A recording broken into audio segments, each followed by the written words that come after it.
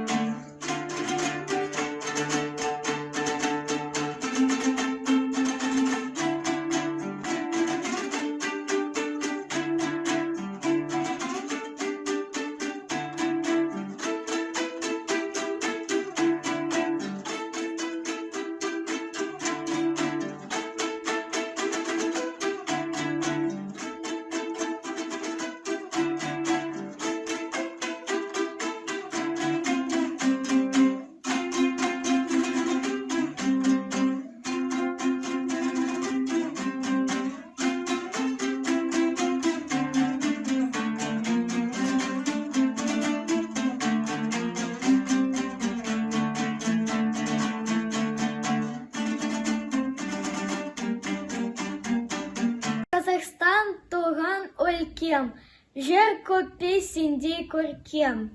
Көрсін деп күллі әлемге, көк туымды желбіретем.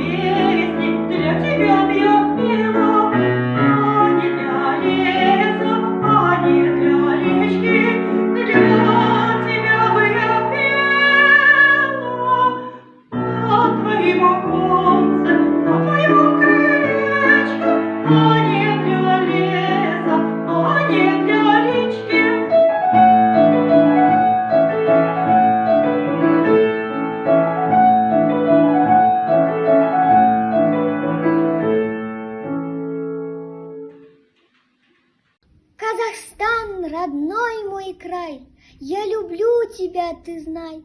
Горы, реки, города, это близко мне всегда. Ах, как радостно живется в Казахстане нам родном. Лучше всех на белом свете это наш родимый дом.